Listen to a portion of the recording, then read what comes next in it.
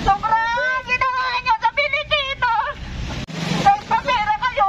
Nagbabalit yung tingin na sa iyo kasi hindi na kayo kalahi. Tama. Dapat ang iningatan ninyo yung Pilipinas. Pero nung ginawa niyo sa Pilipinas. Ito si ate. Umiiyak si ate sa kanyang sama ng loob sa mga ginagawa ng mga politiko. Kasi yung mga kapatid ko sa mga ibahan niya, mga magpula. Mamaya na hirap mo. Ayun. Kulon.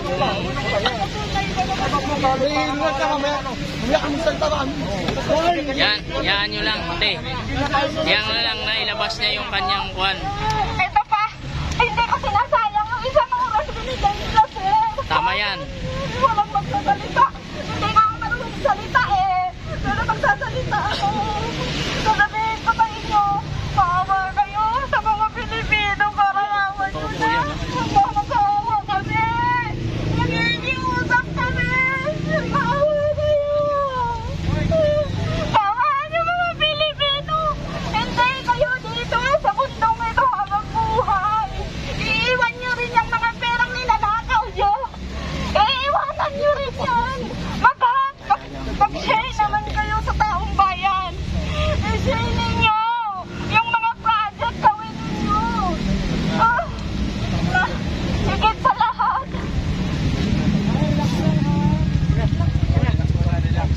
Ipasa mo muna na. Painumin mo muna ng tubig. Ayan. Yan po mga kababayan, talagang emosyonal si nanay sa mga nangyayari sa ating bayang Pilipinas, na kung saan ang mga politiko, ang mga DPWH at ang iba pang mga kontraktor, yun ang nakikinabang, no? Buwis ng taong bayan. Para ho sa lahat. Kasi ay nalilito ko ng mga individual, walang kulay. Ang gusto lang namin, pananagutan para sa lahat. Kung kanino ka man sumusuporta, Marcos, Romualdez, Duterte, kahit na sino, dapat ay managot. Kapagkat sa uli, taong bayan pa rin ang kawawa. Habang sila ay kumikita. Narito tayo para siguraduhin na sa uli, hindi lamang ang maliliit na isda ang makukulong. Tama. Kagaya na nangyari sa mga nakaraang issue, kagaya ni Napoles. Si Napoles lang ang nakulong. Pero yung malalaking isda, kagaya ni Jinggoy, na ngayon ay involved na naman. Kagaya ni Enrile, kagaya ni Yan po mga kababayan, no? ngayon ay malaya at nakatakbo pa. Habang ang kagaya ni Napoles ay nakakulong pa rin hanggang ngayon. Papayag pa tayo na ang mga kontraktor lang ang makulong? Ang inaasahan namin, may senador, may congressman, o baka may speaker pa na dapat nakulong. Panahon na upang bawiin naman ng taong bayan ang kapangyarihan mula sa mga malalaking tao. Sa panahon ngayon, kaisa niyo ang mga kabataan upang bawiin ang kapangyarihan sa mga taong ito. Napatunayan natin na ang interes lamang nila ang kanilang pinagsisilbihan. At malinaw na tayo ay etsapwera lang. Tayo ay pinaglalaruan lang. Tayo ay pinag-aaway-away lang. Balikan naman natin ang nangyari nitong mga nakaraan. Tila nagsisisihan lang at nagbabatuhan ng sisi ang Kongreso at Senado. Kapag nasa Senado, Congressman ang tinuturo. Kapag nasa Kongreso, Senador ang itinuturo. Pero ano ba ang panawagan ng taong bayan? Lahat ay dapat makulong. Pati na ang presidente kung kailangan siyang tignan. Lahat. Yan ang panawagan ng taong bayan. Lahat. Walang exception. Kagaya ng pananatili namin ngayon. Mga individual na humihingi lamang ng hustisya. Ano kayo rito eh? Opo, sir. Umatras na lang kayo nung kayo bumalik. Napakarami na Thank you. ang nakaramdam at nagising nitong mga nakaraan. Marami sa hanay natin. Dito na ano. First time sumali sa mga ganitong pagkilos. Kaya't binabati ko ang marami sa inyo. Idol, doon daw tayo sa Nasa kabila. tama na kayong daan. Huwag na tayong pumikit kapag tayo na ay nagising. Ayan. So, nag-see. Asahan natin na dapat hindi lamang ito mamamay ng isang linggo Apply na o ako. isang buwan o isang buwan. Patuloy tayo dapat maniningil. Hanggang wala nang kurakot, wala nang mapagsamantala sa gobyerno. Sana makasama pa rin namin ang lahat dito sa paniningil, anuman ang kulay. At sana wala nang loyalty sa mga politiko.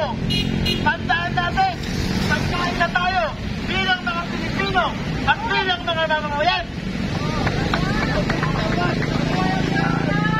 Panahon na para isantabi natin ang ating pagkapanapiko sa mga politiko at tayo, taong bayan naman, ang magibabaw.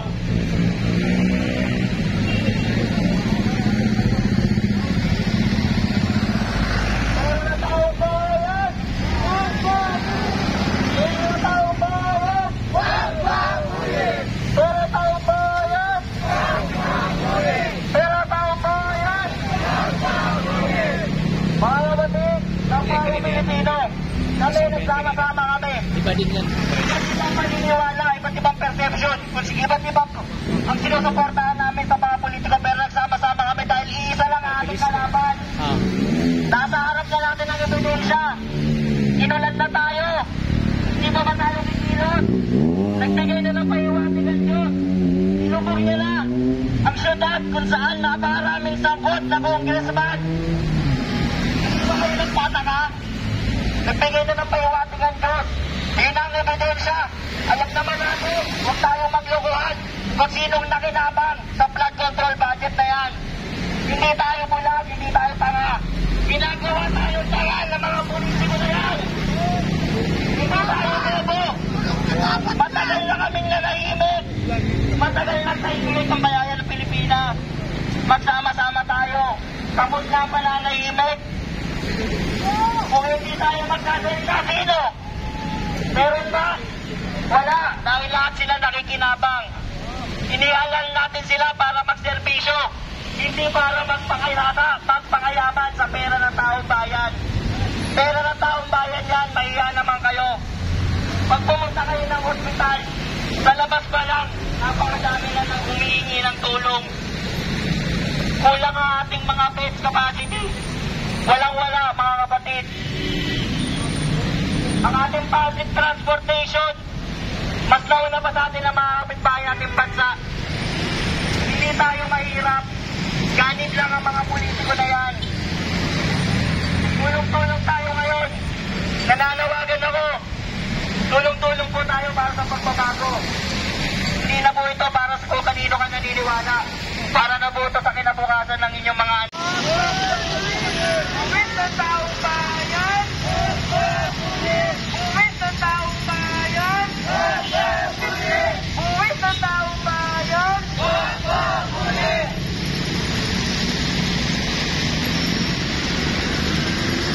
So yan po mga kababayan, no? Muling sumugod dito ang mga rallyista, no? This is a people monument.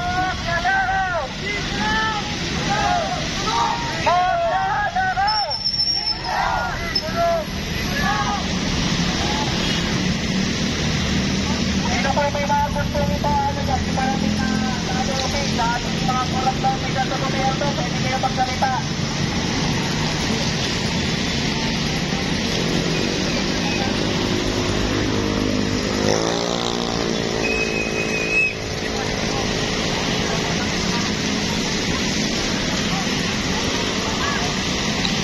So yung ating mga pulisan nandito naman tawag dito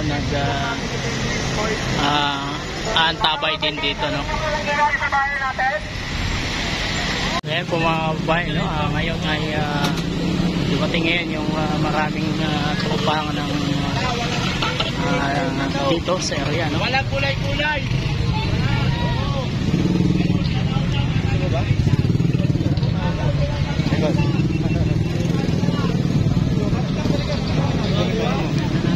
Kaya Robert,